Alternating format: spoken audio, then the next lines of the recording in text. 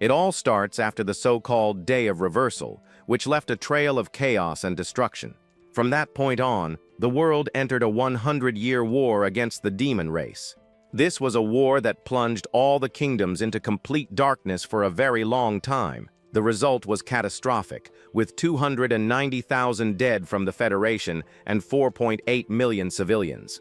Now the demon army has advanced and is at humanity's last line of defense. On top of that, they threaten the pass of Jokun Mountain, a sacred site. With that, the situation became desperate, and defeat was almost certain. However, even with all this chaos, life for the soldiers went on.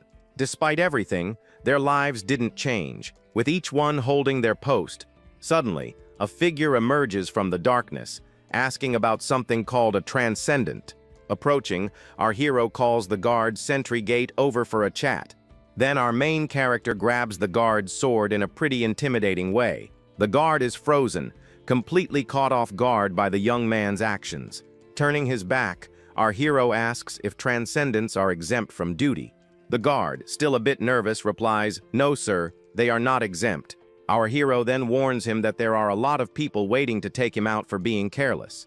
Therefore, he orders that starting tomorrow, no one drinks water, takes off their armor, sits or sleeps. Right after, he gives more orders to another soldier about the movement of the elite troops. The next day, the camp's flag flutters in the wind, heralding a new day.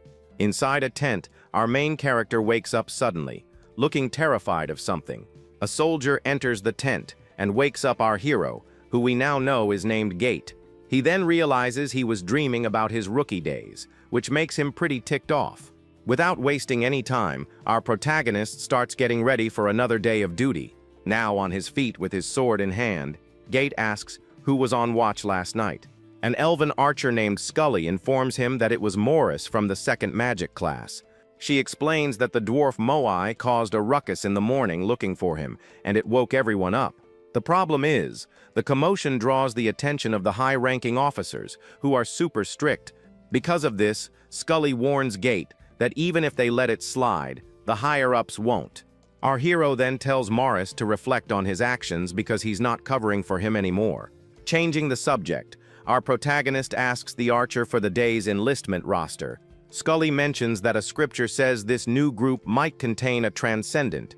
It's then explained that on Jokun Mountain, there are 10 legendary weapons called the Deca weapons. Those who manage to pull one of these weapons from the mountain are classified as transcendents. And according to the prophecy of the great prophet Saint Bynes, this has a greater purpose. Because when 10 transcendents gather, they can finally defeat the demon lord. Back in the present, Gate complains about having to evaluate the black magic division when he's a swordsman. Scully reminds him that so far, only 2 have managed to become transcendents, him and the mage, Morris.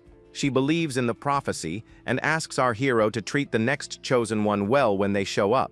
The 2 then comment on a squad leader named Uldring, who has an inferiority complex. And with the image of the Black Dragon Demon Lord, the hope is that this brutal war will finally end. The perks of being a transcendent are incredible, with triple the pay and even a statue. Scully then warns him about a rumor that the brigade might be split up if there's one more deserter. Our hero cracks a smile and says that he's not the one who chooses the transcendent. The weapon is, besides. He explains that if they lose this territorial battle, it's game over. Suddenly, the 2 realize that the high-ranking officer, Uldring, has arrived earlier than usual. Without wasting a second, Gate and Scully salute the officer, who greets them. Thus, we are introduced to Uldring, a high-ranking black mage from the Dark Elf race. Our protagonist is clearly bothered by his presence, but decides to start the selection.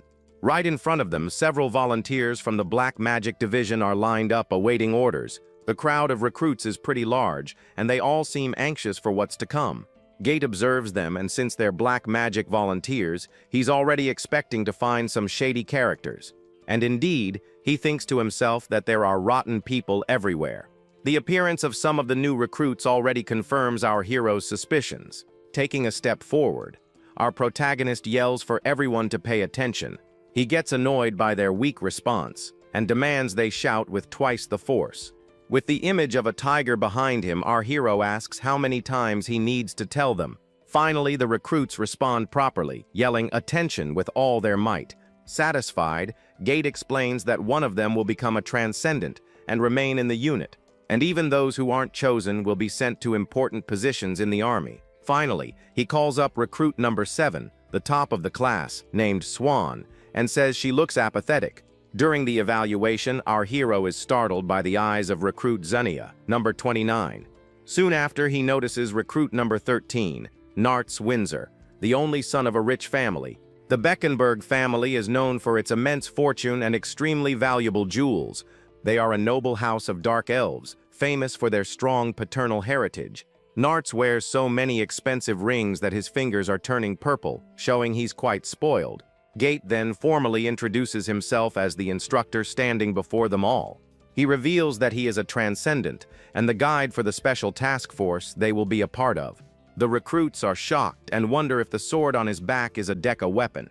The scene shifts to Morris, the gnome who is also a transcendent, and he seems terrified of something. Now Morris is with the recruits, taking down uniform sizes for exchange. Suddenly, he's stunned to see that recruit number 13 has asked to exchange everything. Morris then realizes it's Nartz, one of the troublemakers Scully had mentioned. The gnome's expression gives away all his stress as Gate watches him from a distance. Our hero thinks that the bad recruits are obvious and plans to get rid of them soon. At that moment, Uldring approaches and calls our protagonist's name imposingly. The Dark Elf informs him that he will personally escort the new recruits to their barracks. Scully suspects he wants to confiscate something, but Gate tells her to pretend she didn't see anything. Then the archer says her goodbyes, saying she needs to sleep, and our hero dismisses her. Alone with Morris, our protagonist notices that the gnome doesn't look well at all. Worried, Gate approaches the trembling Morris and asks what's wrong. Suddenly, Gate remembers a violent attack that happened a while back. The scene shows the knight Jaga about to kick the small Morris on the ground. Next, the knight stomps hard on the gnome's head, who is unable to defend himself. We are then introduced to Jaga, a high-ranking knight who looks very angry. The poor gnome can only groan in pain with the knight's boot on his face. A soldier even asks Jaga to stop, but Gate says that gnomes can take a hit. Jaga then asks why the gnome doesn't get up as Morris bleeds on the ground. With a smile, he points to the gnome and says that he's perfectly fine. But when Morris gets up, Jaga attacks him again with his axe. Seeing this, our hero finally decides to intervene and stops Jaga's blow. The knight is furious with his actions and asks if our hero is challenging him. Our hero then stares him down seriously and introduces himself to the knight.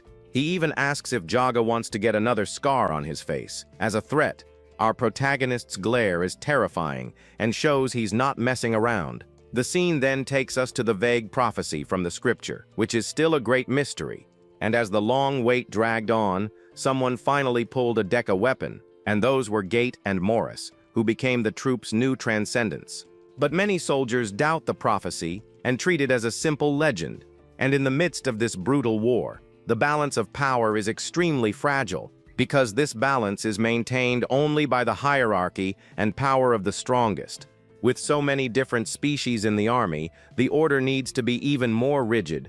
The illusion called transcendent is just bait to keep everyone in line. Jaga then asks if Gate is protecting the gnome just because he's also a transcendent. The knight repeats our hero's threat, asking if he wants another scar. However, Gate doesn't flinch and maintains his firm, threatening stare at the knight. The two glare at each other in a moment of pure tension, ready to fight. Suddenly, the archer Scully arrives, yelling Jaga's name, looking very worried. Her arrival interrupts the fight that was about to break out between the two. Jaga gets annoyed by the interruption and asks what the elf wants with him. She informs him that an officer is calling the knights for an important meeting. The knight then makes up a lame excuse about some missing spears. Angrily, Jaga says he'll meet them at the barracks and storms off. On his way out, he even bumps into Scully and tells the girl to get out of his way. Scully then asks what happened, and Gate says that Jaga's always been a piece of work. Our hero approaches Morris, who says he's fine because he used a defense spell. Gate gets angry because Jaga came all this way just to mess with the gnome. Scully quickly realizes that he's also got his eye on Nartz, the rich recruit. Our protagonist warns Morris to be careful because Jaga has an inferiority complex. Gate tells the gnome to use his head instead of just apologizing to him. Back in the present, our hero asks why Morris is unwell, and he says it's a species-related problem. Morris then explains that gnomes have a metabolism that's 1.7 times faster. Furthermore, 95% of them are lactose intolerant, which is pretty bad. Gate complains that no one in this unit is normal, which stresses him out, so he tells them both to leave and says he needs to check on the recruits now. Arriving at the rookies' barracks, the atmosphere seems very heavy and silent. Inside, we see recruit Xenia, number 29, who has a very strange look in her eyes. She's sitting near Swan, recruit number 7, who seems very uncomfortable. Swan then wonders why this psycho is staring at her out of nowhere. But Xenia doesn't stop staring and keeps up her weird and creepy face. Suddenly, another recruit enters the tent, catching everyone's attention. He's carrying a pack of cigarettes, and Swan remembers a guy who hit on her. The scene then shifts to the past, at the entrance of a club called Redonia. Inside the bar, Swan and a friend were talking about how her ex cheated on her with a dwarf. At that moment, the weird elf from the present approaches their table. With a cheap pickup line, he asks if they want to hang out with him and a friend. Swan cuts him off immediately and says they're in the middle of a serious conversation. Awkwardly, the guy says he'll be back in 5 minutes to see if she changes her mind. Her friend then asks why she shut him down since he seemed decent, and Swan replies that she prefers more masculine guys over those scrawny types. The scene returns to the present, and Swan thinks that those were the good old days. The elf who hit on Swan starts giving orders about tetanus shots. Swan is outraged and asks why they need shots when there are healers, but the guy just demands discipline and tells everyone to shout their replies louder. After giving his orders, he finally leaves the tent, leaving the others behind. As soon as he's gone, a very awkward silence fills the entire place. Swan thinks about how this whole situation is just way too weird. A recruit next to her then starts complaining about the elf who just left. However, another recruit tells her to shut up and stay in her lane. The argument heats up, and the two start cussing each other out and challenging one another in front of everyone. Swan gets even more annoyed, wondering what these idiots are doing. Just then, our hero Gate arrives at the entrance of the tent for the daily inspection. He enters, and all the recruits fall silent in the presence of their instructor. The tension is so thick that Swan even swallows hard out of pure nervousness. Suddenly, Nartz, recruit 13, complains that she accidentally bumped into him. Swan gets irritated because the guy has a look of disgust that would push anyone away. She then moves away, thinking he's a total scumbag in every possible way. Meanwhile, Gate looks at the exchange requests and sees they are all from one person. Nartz then stands up and proudly says that the exchange requests are his. He starts making an excuse about his family's fortune and color tones. Our hero cuts him off and tells him to cut the crap and just wear the uniform. With a smirk, Nartz tries to send one of the other recruits in his place. Our hero then asks what he's doing and tells the guy to get in line. The rich recruit starts to have a meltdown, repeating our protagonist's words. Suddenly, Nartz snaps and yells not to play mind games with him. Gate just watches the scene with a sour face and zero patience. The situation makes all the other recruits in the tent very uncomfortable. The rookies are completely confused and wonder what that psycho just said. Swan, completely fed up with all the nonsense, curses under her breath, annoyed with the scene. Our protagonist then finds the perfect solution and orders everyone to hit the deck. Immediately, all the recruits get into the push-up position as punishment. Gate warns them that he'll let it slide today, but next time he'll make their lives a living hell. In response, all the rookies shout loudly that they understood the instructor's message. Meanwhile, Nartz struggles immensely to hold the difficult punishment position. The spoiled kid clearly can't handle the tough military training. The next day, all the recruits are lined up to get the so-called tetanus shot. Scully administers the injection to one of them, who wonders why an archer is doing this. Next to Gate, little Morris asks if they really need to get the shot. Our hero then tells the story of Drenane, a healer with a prosthetic leg. She was injured by a goblin and healed wrong because she was just a healer. Gate explains that tetanus is just as deadly as any weapon, and Morris is terrified by this. Gate explains that not even the great archmage Vilcross could defeat tetanus. Our hero gives a little smirk, looking quite pleased with his explanation. Suddenly, he hears shouting and wonders why there's so much noise coming from the recruits. Scully then approaches in a panic, and our protagonist asks what happened. The archer yells that recruit number 13 simply vanished from the line. Our protagonist is shocked and furious at the news of the disappearance. He remembers Nartz's face and curses the kid with pure rage for running away. The image of the spoiled, annoying recruit comes back to him in full force. Our hero then yells, asking who was responsible for escorting the rookies. Scully replies that Jaga brought them and told them to start the injections without a head count. Gate understands that it was Jaga's fault and asks if anyone saw where Nartz went. Recruit Xenia raises her hand and says her special skill is Eagle Eye. Our protagonist then asks the girl if she can see the runaway. Using her special ability, Xenia manages to locate Nartz from a great distance. She points to the mountain and says the guy is heading that way right now. Scully and Morris are confused because that's the mountain behind the camp. Gate then realizes that's where the hill of the Deca weapons is and understands the plan. Meanwhile, Nartz walks alone, believing he is the next one chosen by the prophecy. He arrives at the Jokun mountain pass with an air of pure superiority. There, he finds a magic staff and believes the weapon was prepared just for him. The scene flashes back to the argument over the uniform, and our hero thinks Nartz is just an idiot. On top of that, other recruits feel humiliated and complain about the mockery they're enduring. Back in the present, Nartz smiles, believing it's time to show his true power. With his hand on the staff, he says he's going to shut up everyone who looked down on him. Suddenly, the spoiled kid is startled by a desperate scream coming from the darkness. Nartz then looks back and sees Gate and Morris running towards him at full speed. Our protagonist yells that if he touches the weapon, his arm will be destroyed instantly. However, the spoiled recruit threatens to touch the staff if they move another inch. Gate stops in his tracks, furious, and little Morris is terrified by the situation. Nartz believes this is all a cheap trick to break his will with pressure. Our hero is confused and asks what nonsense he's talking about, telling him to come down.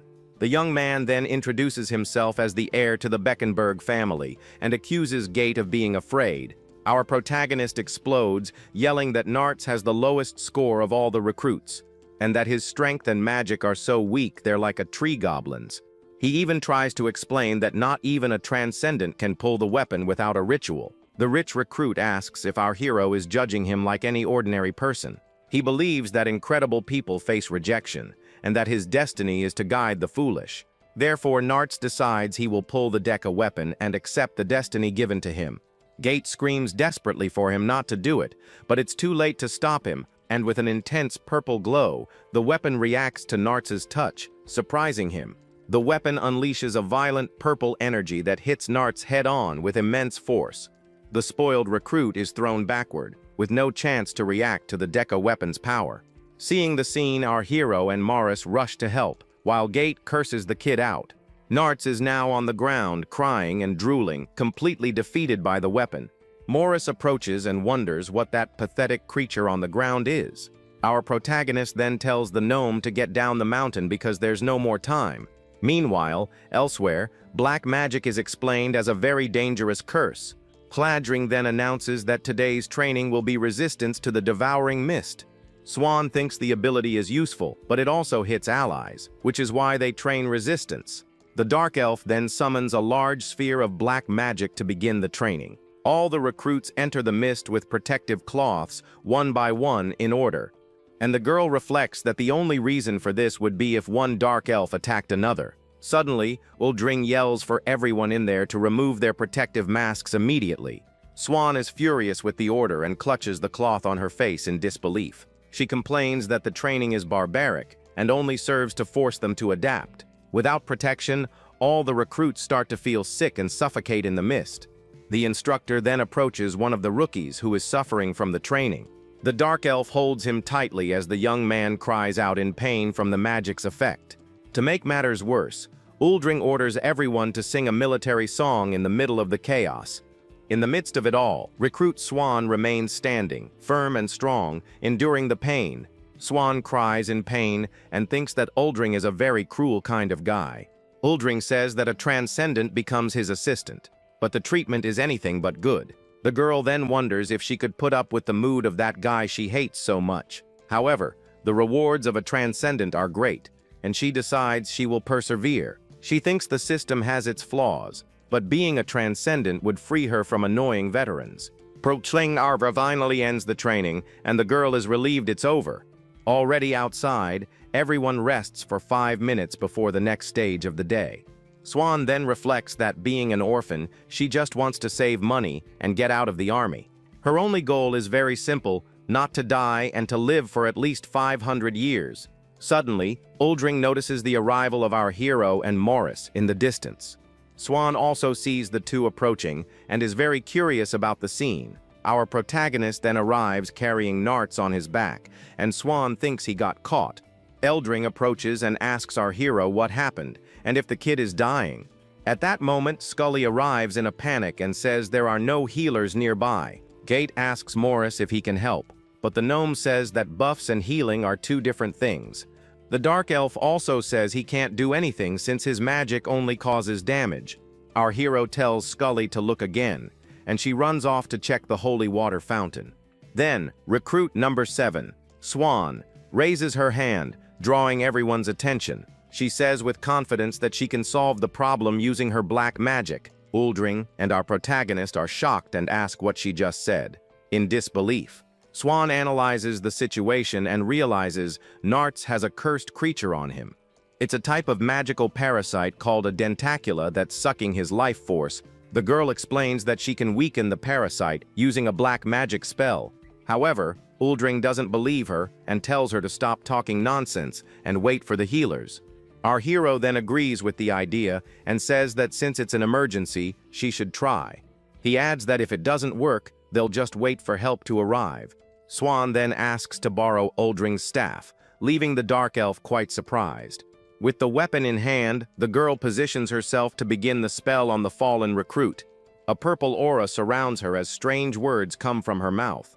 Next, a huge magic circle forms on the ground with the power of the incantation.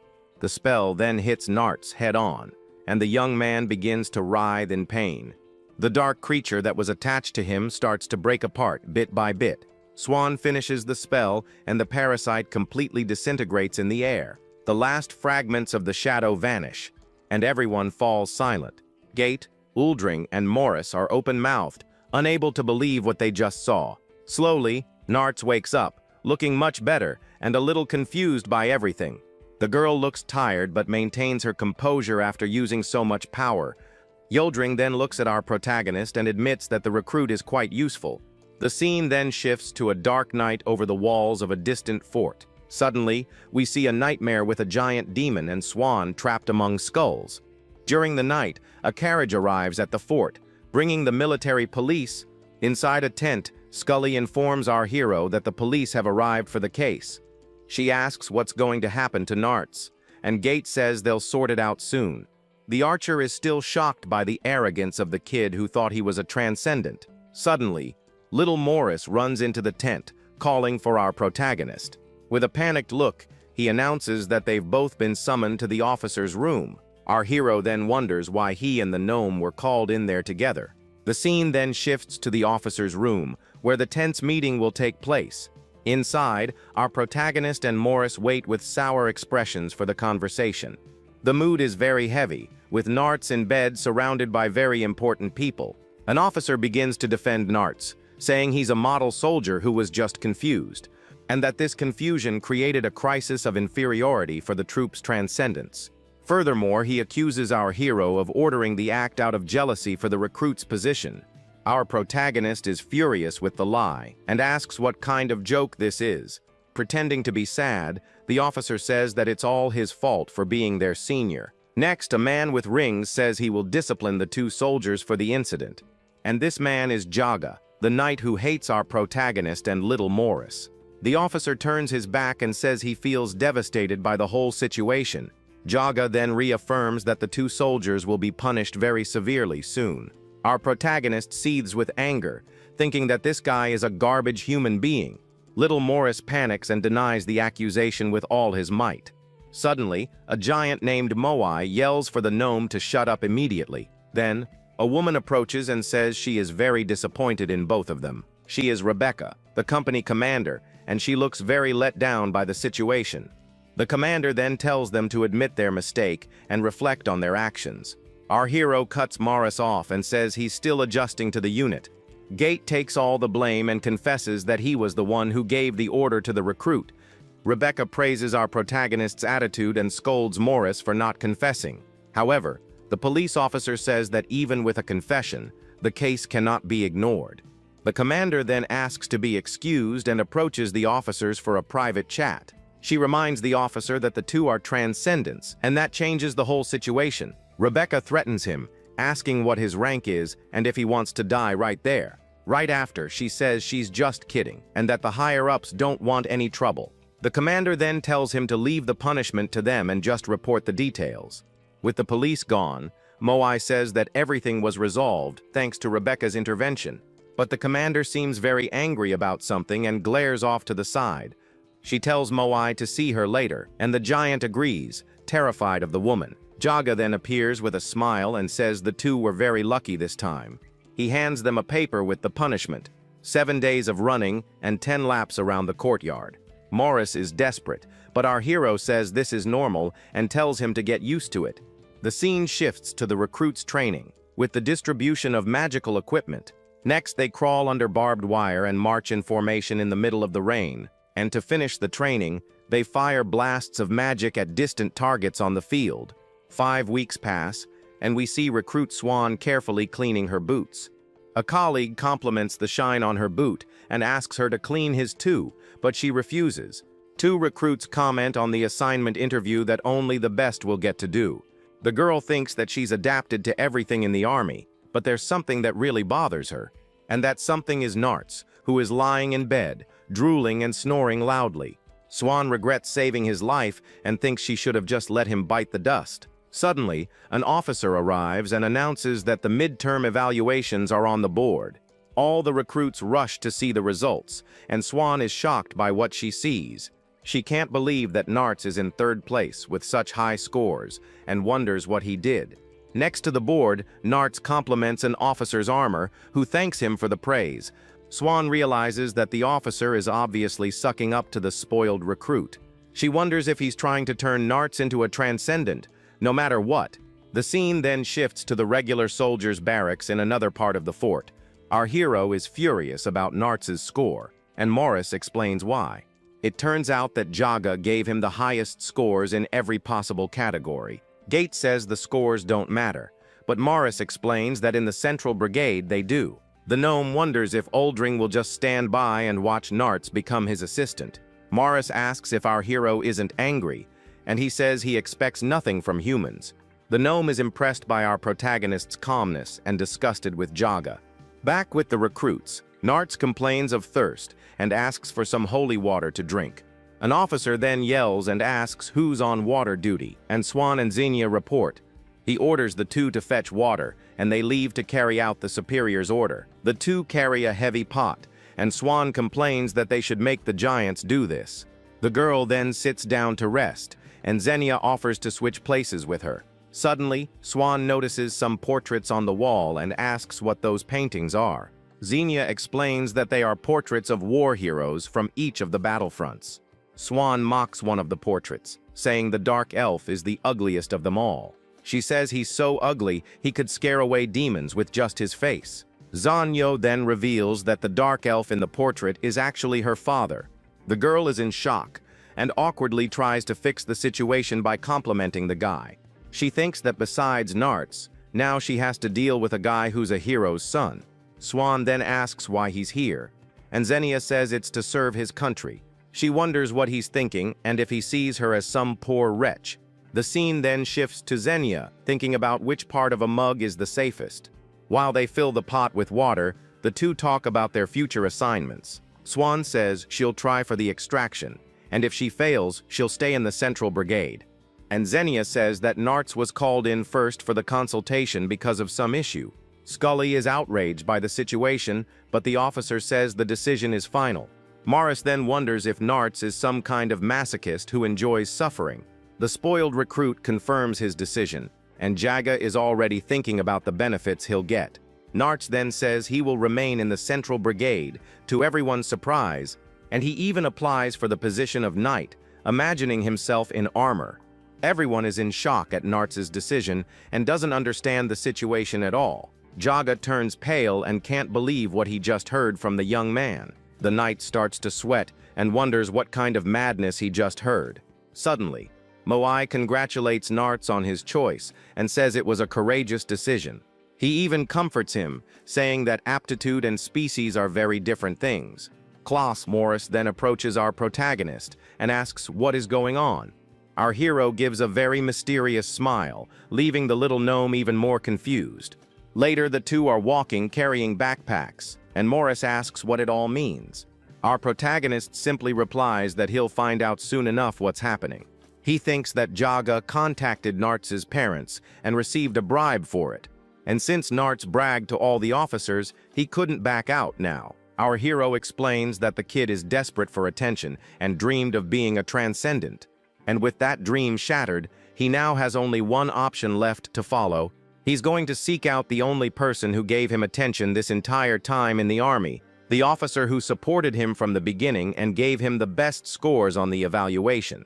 Our hero explains that all it takes is a little push for everything to change.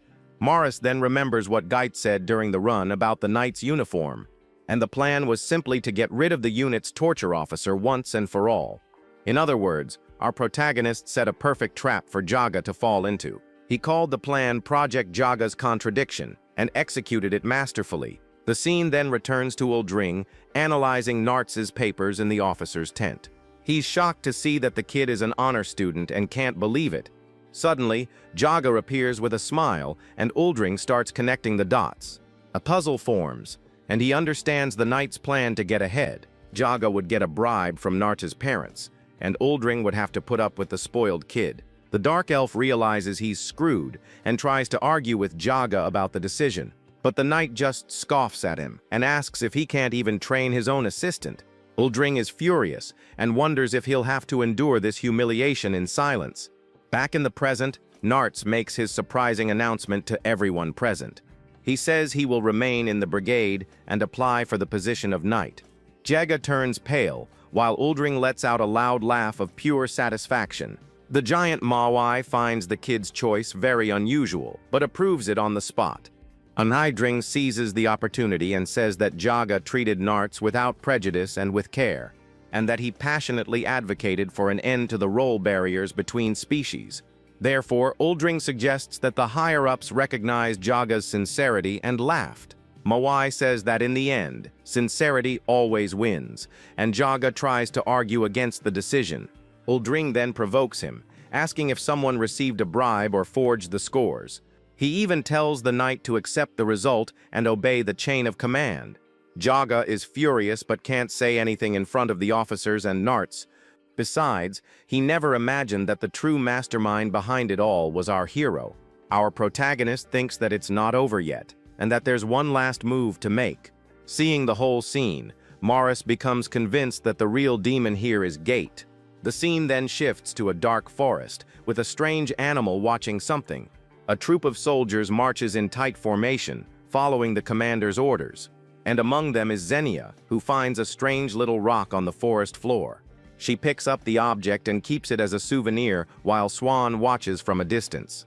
The recruits continue their long night march, carrying heavy backpacks and equipment. Our hero encourages them to keep going, saying there's only one more hill to go. Swan feels exhausted and focuses only on putting one foot in front of the other so she doesn't give up. The commander then orders everyone to sing a marching song to lift their spirits. Finally, the recruits arrive back at the fort and celebrate the end of their training. With that, the 6 weeks of basic training in the enlistment unit come to an end. And now, the long-awaited Deca weapon extraction ceremony is finally about to begin. An officer announces the start of the third extraction ceremony, and everyone salutes the flag.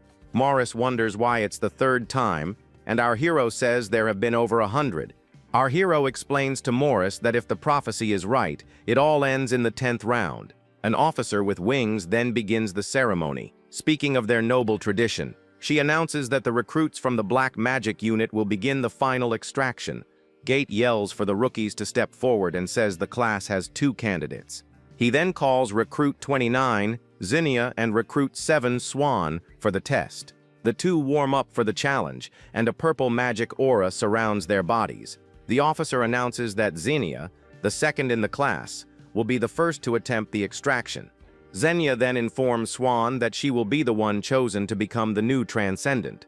The Deca weapon is legendary and cannot be pulled by normal means, but Zinnia has a plan, because she believes her absurd muscle strength is more than enough for the task. Scully is shocked by the girl's muscles, and Gate says she's going to use brute force. Swan then realizes that Zinnia's family genetics are the reason for her incredible strength. The recruit gets into a powerlifting stance to pull the weapon. With a deafening shout for her father, Zinnia puts all of her strength into the movement. However, despite all her effort, the Deca weapon simply doesn't move. Frustrated, she asks if anyone has a shovel, and Gate tells the girl to get down from there. Next up is Swan, recruit number 7, who walks up to the weapon. The other recruits comment that she is the top student of their entire class. The officer then recites the words from the scripture about the worthy and transcendence. And with a final shout of extract, Swan prepares to try her luck. With her hands on the staff, Swan prepares to try her luck with all her might. Our hero and little Morris watch the scene with great anticipation in the air. The girl takes a deep breath and focuses on pulling the weapon with everything she's got. She then uses all her energy, but the staff doesn't move a single millimeter. Swan is shocked and wonders why the weapon isn't moving at all. The other recruits comment that neither Zinnia nor she could do it, and that the scripture was wrong. With a tearful expression, the girl thinks that she was so sure and wonders if she miscalculated. A memory of her past at the bar comes back, and she thinks she's not so smart anymore. She then decides to give up, but her hands simply won't let go of the staff. The girl becomes desperate and wonders why her hand won't release the weapon. Suddenly, a dark red energy explodes from the staff with immense force. Swan is terrified and has no idea what is happening around her. The other recruits get scared and wonder why she's just standing there. Our protagonist and Morris realize that something very serious is about to happen. And from the middle of the red smoke, a shadowy creature emerges, the Lord of Gyokun. The creature then calls Swan weak and says she's too boring for him. And unlike the weapon's previous owner, she has no ambition in life.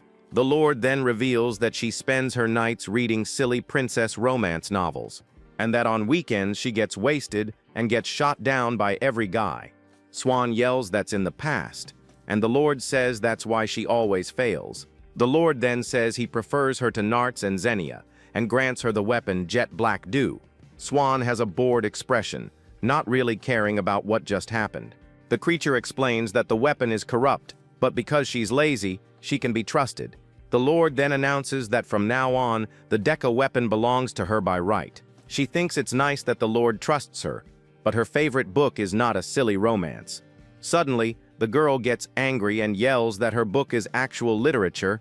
Everyone present is shocked and has no idea what she's talking about. Swan then snaps back to reality, very confused by her own over-the-top reaction. The other recruits awkwardly start applauding the troop's new transcendent. Ironically, the girl just stands there with the staff in her hand, not understanding how she did it. Due to her humble personality, she obtained the weapon and became a transcendent black mage. However, the first female transcendent ended up bothering some of the army's female veterans. They complain that the girl will get triple the pay and that she'll be cursed for it. But Zinnia celebrates and says that if it's Swan, she approves of the Deca weapon's choice. The scene then shifts to total darkness, with a very faint glow on the horizon. Suddenly, Zinnia is startled by something she felt from very far away. She looks at a distant mountain and sees a very strange light on its peak. The recruit says she felt a very sinister aura, and her eye begins to glow brightly. The energy on the mountain grows more and more intense, and a dark power spreads, and in the middle of it all, the image of terrifying demons emerges in the darkness of the night. The recruit's completion ceremony finally takes place under a very cloudy and gloomy sky. Swan reflects that finishing the training is satisfying, but she also feels empty because it's just the beginning. Unexpectedly, Xenia appears behind the girl and calls out to her, giving her a good scare. The new transcendent gets startled, and her colleague explains she didn't say anything so as not to spoil the mood. Then, the muscular recruit reveals she saw demons gathering on one of the mountain peaks. The girl then hands a strange object to Swan and asks her to take it to our hero. The item looks like a spiky ball, and Xenia warns that it's a bad omen. The elf is confused, wondering if it's a rubber ball, but agrees to deliver it. Suddenly, the muscular recruit opens her arms dramatically, leaving the other girl completely clueless. Then, Xenia gives the new transcendent a big hug, thanking her for the last 6 weeks together. The girl responds a bit awkwardly as the other says goodbye, waving from a distance.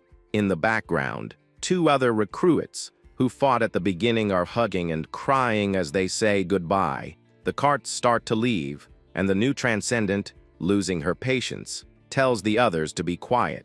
Next to Gate and Morris, the girl thinks that they'll never see each other again anyway. Our protagonist complains that the newbies are already thinking about vacation, and Scully agrees with him. Little Morris mentions that he joined after that, and even got to enjoy civilian food for a few days. Gate gets annoyed with the dwarf and scolds him, saying he has no sense at all. Elsewhere, the new transcendent puts a new armband on her official uniform. She's adjusting her new outfit, which, besides being stiff, feels very tight in the chest area. With her staff in hand, the girl says that she and her weapon will be together until the end. In her new uniform, Swan leaves the tent, and little Morris is waiting for her outside. The dwarf then hands an old book with strange runes on the cover to the new transcendent. He explains that the notebook contains the order of the veterans, cleaning duties, and the format for reports. Additionally, Morris warns her that the passwords change every day, and that a veteran named Jera is very strict. The dwarf then leaves her alone to memorize everything, and warns her to never let go of her weapon, Deca.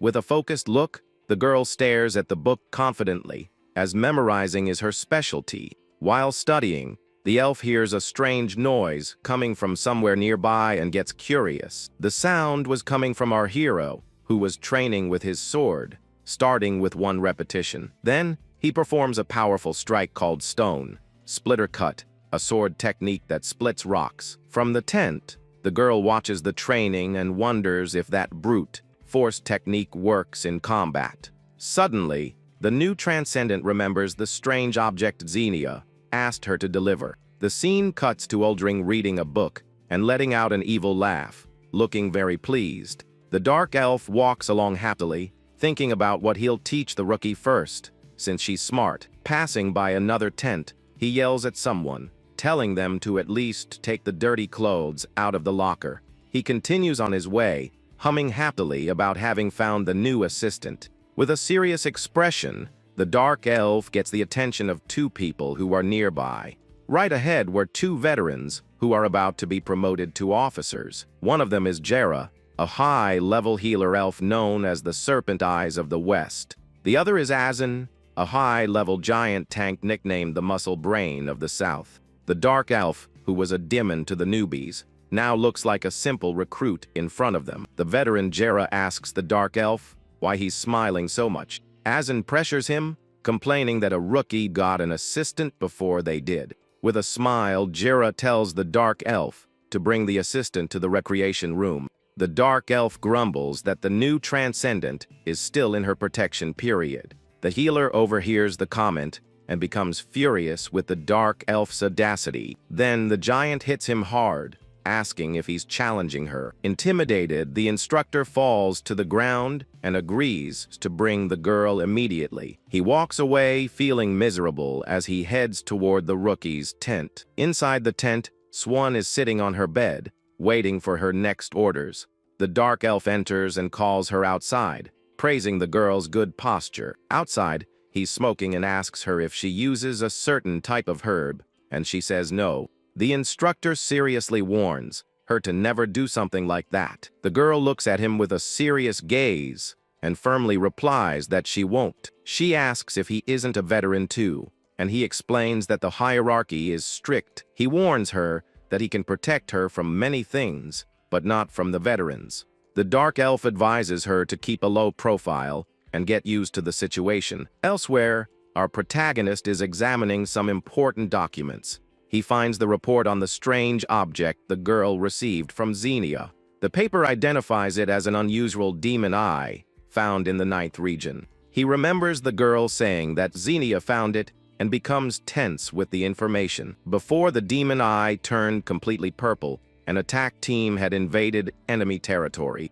The problem is that the purple color means the demon has finished scouting and evolved to invade. With this, our hero realizes the situation is desperate and that they are in deep trouble. Little Morris sees his friend's expression, and he just tells the dwarf to prepare for combat immediately.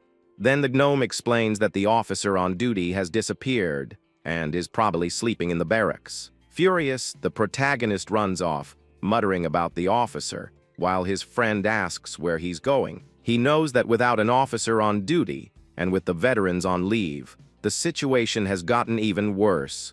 Then he remembers that the next in the line of command are the 2 veterans Oldring met. In the recreation room, the healer Jera is already staring at the rookie with a very intimidating smile. The new transcendent is visibly nervous, unsure of what to do in front of the 2 of them. She remembers a note that said the 2 of them are always together and are very dangerous. The veteran then questions how the girl knows so much, since she was just transferred. The rookie is in complete shock, having no idea how to answer her question. To get out of the tight spot, the elf stands at attention and introduces herself formally. Then the healer asks for the password of the day, and the girl answers everything correctly, improvising at the end. Beside them, the giant Asen watches the whole scene in silence with a very serious and judgmental look. Suddenly, the giant strikes the rookie's head with her metal gauntlet without any warning. Asen warns that rookies can't wear short skirts, while the other veteran watches with a smile. The healer then attacks her with a kick, wondering if she needs to spell it out for her. With the girl's head lowered, the veteran questions how she even got into the army. The veteran continues to belittle the rookie and harshly criticizes her clothes. Unexpectedly, our hero bursts just in time to interrupt the scene. He then shouts desperately, showing the demon eye to the 2 veterans. But the healer ignores him and says the object will turn purple, and it will be too late. With that, the giant lands a powerful punch on the protagonist, sending him flying. Jera then tells her colleague to stop, as the situation seems to be very serious. The young man holds the demon eye, which is now almost completely purple, and looks worried. The 2 veterans exchange looks with mischievous smiles, unconcerned by the warning. They pretend not to understand and continue to mock the young man's concern. Our hero gets annoyed and questions their attitude, but the healer just taunts him more. The elf ignores the situation and accuses the young man of doing it all to impress the rookie. Then the giant lands a powerful kick on the protagonist, throwing him out of the place. The young man flies a long way and lands hard on the ground outside the fort. The giant belittles him, telling him to go clean the trash like he's just some recruit. Kneeling on the ground, the swordsman reflects on the attitude of all the superiors. In his bed, he thinks that everyone there is crazy for ignoring such a clear warning. He stares at the demon eye and realizes that time is running out quickly. The next morning, in a watchtower, a soldier complains about being bored 40 minutes before the shift change.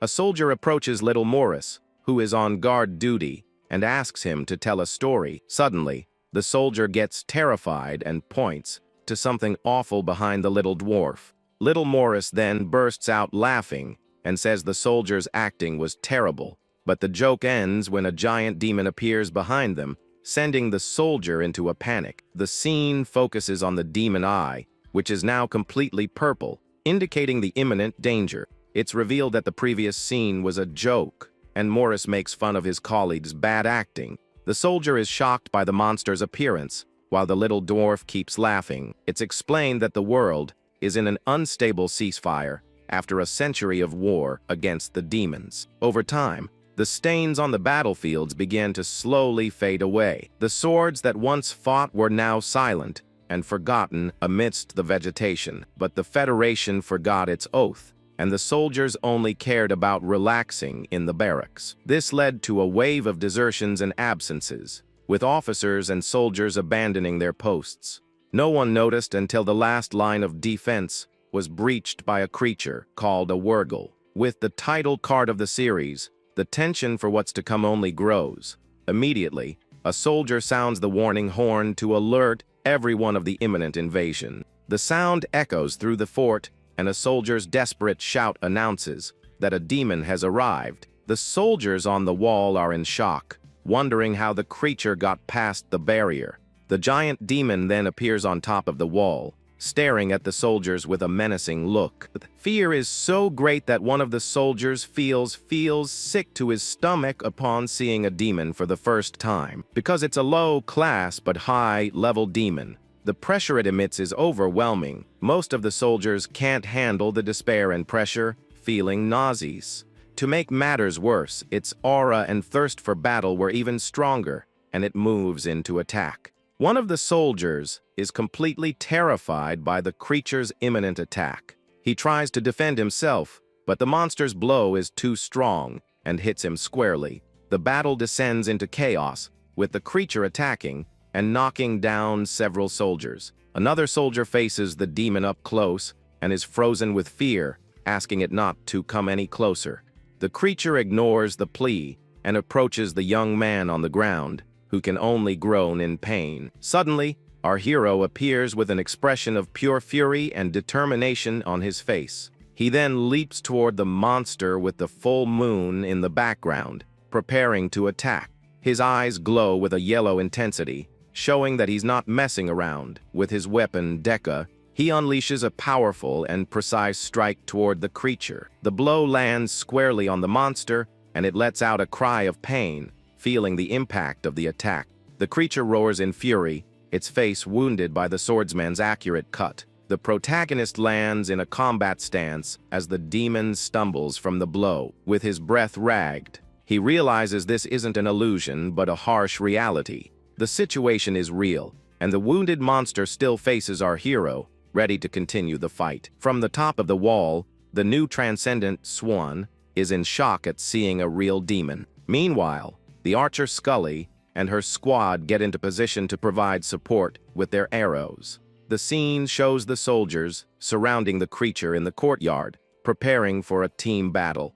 A young elf soldier is completely terrified by the scene and can barely move. Swan is also scared and sweating, wondering what on earth that thing is. Suddenly, she feels a strange sensation, and her body trembles before the creature. The dark elf approaches the new transcendent and asks why she's shaking so much. Meanwhile, our hero notices that besides Oldring, there are no other veterans or officers around. The instructor wonders where the other cowards have hidden since the warning horn sounded. Then he scolds a soldier, telling him to stop coughing and put on his protective scarf. The wounded monster gets to its feet, and a strange liquid starts to drip from its tail. Our protagonist recognizes the substance and realizes it's a demon swamp.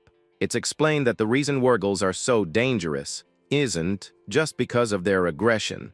The real danger is a mucus that comes from their bodies, which is called the swamp. This liquid spreads across the ground and begins to solidify rapidly in the courtyard. With that, the ground becomes contaminated and instantly transforms into demonic territory. Seeing the girl frozen, Oldring yells at her to snap out of her trance and start using magic. He shakes her forcefully, trying to pull her out of her shock so she can help in the battle. Suddenly, a knight appears, wondering if it's his turn to jump into action. And this knight is Jaga, who shows up mounted on a horse with a very strange look on his face.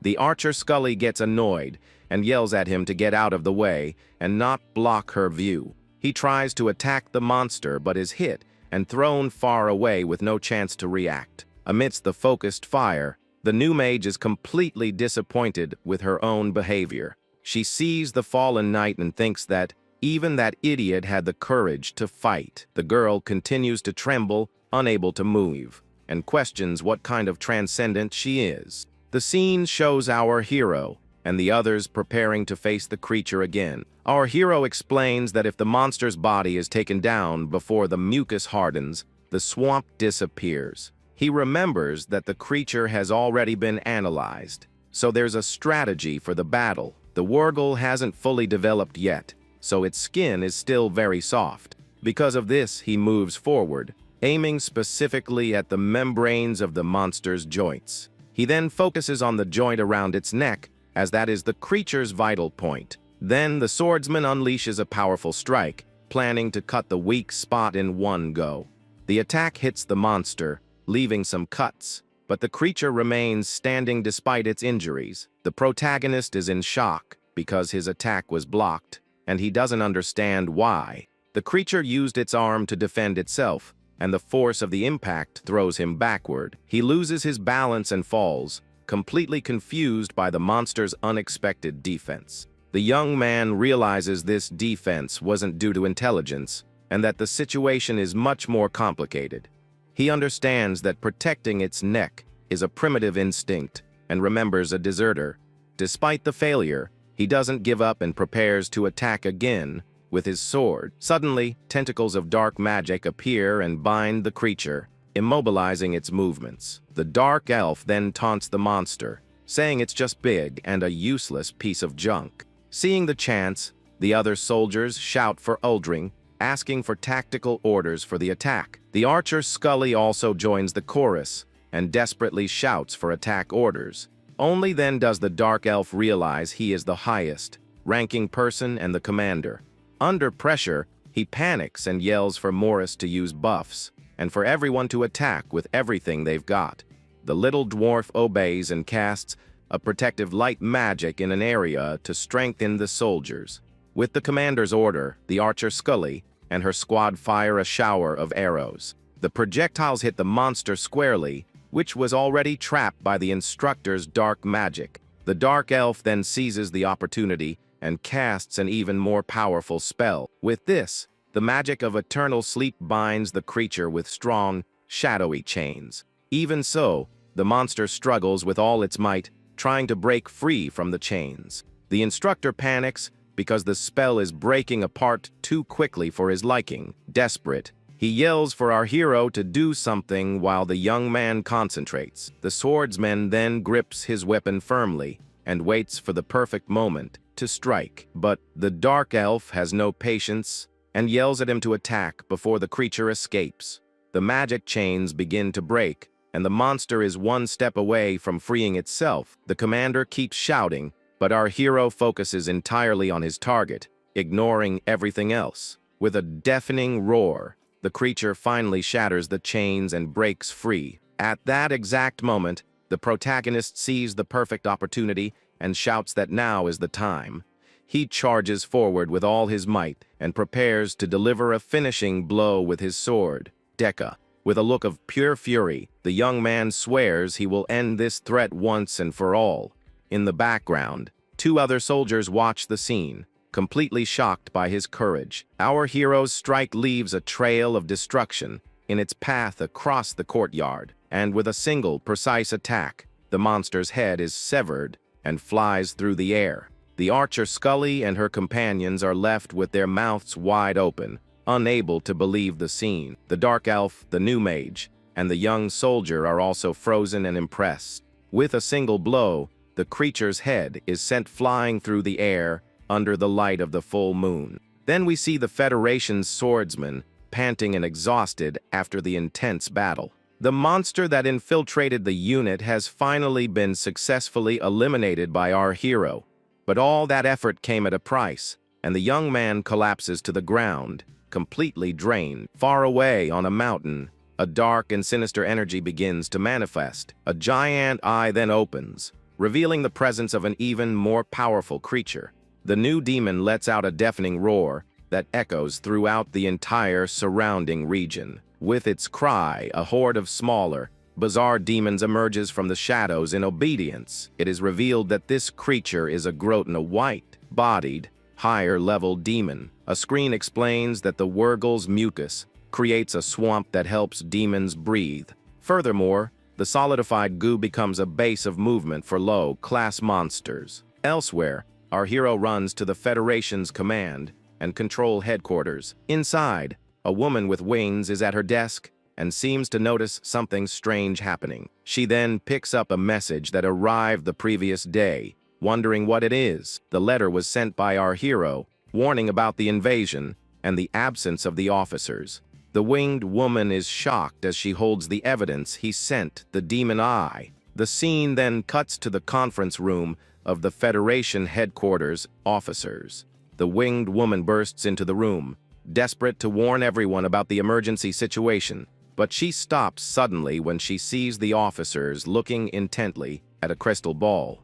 Captain Rebecca and the others welcome her, saying she arrived at a good time for the meeting. The winged woman becomes tense and explains that there is an irregular signal coming from the scrying orb. She says they hadn't received an image for a long time and thought the crystal tower was broken. Captain Rebecca analyzes the letter and realizes the young man predicted the demonic infiltration yesterday. One of the officers doubts the information and questions if the demon bestiary has any real basis. But the image from the orb confirms everything and shows that the transcendents have proven their usefulness.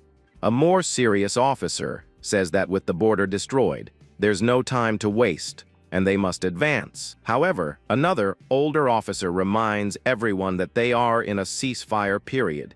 The younger one gets angry and shouts that demons are not people, but vermin that need to be exterminated. He continues his lecture, questioning how the other can say that with the defense lines breached. A third officer points to the map and comments on the Groton's bloodlands. He explains that this is the region farthest from the main demon territory in the area. He then suggests sending only the 3 transcendents on an infiltration mission instead of the whole army. The man turns to the meeting leader and asks for Captain Rebecca's opinion on the plan.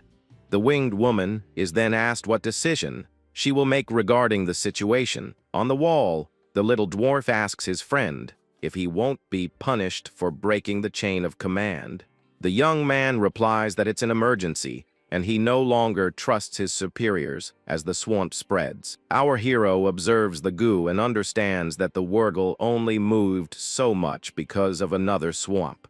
With a determined look, he knows it's only a matter of time before other demons appear. He concludes that they need to invade the Bloodlands and take down the white-bodied host. The swordsman then realizes the bestiary was right and needs to be read more carefully. Little Morris then asks his friend what will happen now that the battle is over. Our hero replies firmly that they are going to march, leaving the dwarf completely shocked. Facing the sunrise, the swordsman concludes that the ceasefire is over and the time to fight has come. The bestiary reinforces the idea that history has always been about taking down others or being taken down, with no other option. On the wall, the night Jaga appears, wondering what on earth happened all night. He gets annoyed and questions why the monster was quiet, and then suddenly attacked with full force. With contempt, he tells a wounded soldier to be quiet, but then immediately asks for him to be carried away. Meanwhile, the veterans are smoking and mocking the newbies who fought the demon. The new transcendent observes the scene from a distance and finds the whole situation very depressing. An older officer arrives, shouting furiously that the reporting system is a mess. He then curses at the group and orders everyone who made the mess to clean up the filth and stains. Suddenly, rain begins to fall, and a strange feeling hangs in the air, making everyone tense. Our protagonist feels a weird discomfort and tries to understand the reason for that feeling. The crystal transmission tower is shown under the heavy rain, looking very mysterious. Someone writes a false report, crediting the victory to Sergeant Moe with 0 casualties. The sergeant then relaxes in his chair, happy that Rebecca isn't around to bother him. With a dark look, our hero wonders if this whole situation is actually real. The new mage stares at the group with a serious expression and questions their actions. Next, we see the young man and the elf standing, while the 2 officers are tied up on the floor. The girl complains about the smell of the dirty laundry and says they should have collected it before the rain. With a kick, the new mage demands an answer and the tied-up soldier desperately apologizes. She then belittles the other officer, questioning her about not having prepared hot water for their baths. Our hero tries to intervene, explaining to the veteran Jera that the previous night was an emergency, but the giant angrily interrupts him, accusing him of getting arrogant for taking down one demon. She warns him that washing laundry and fetching hot water is more important than anything else there. Beside them, the healer smiles mockingly and comments that she needs to teach them the basics again. The swordsman finally understands the reason for his discomfort with the whole situation. The fact that there were no casualties made everyone forget how serious the situation really was. Angrily, he thinks that maybe someone should have been lost for them to understand. The giant notices that the young man is no longer hiding his anger and glares at him with a deathly look. Suddenly, a soldier shouts that the officer wants everyone assembled on the parade ground immediately. The big woman then complains about the rain, and the healer wonders if they'll go back to the same spot. The scene cuts to the wounded soldiers being helped, and our hero is very frustrated with everything. On the parade ground, Sergeant Moe announces that he will skip the report and go straight to the final decision. It is explained that only transcendents can enter the bloodlands where the host lives.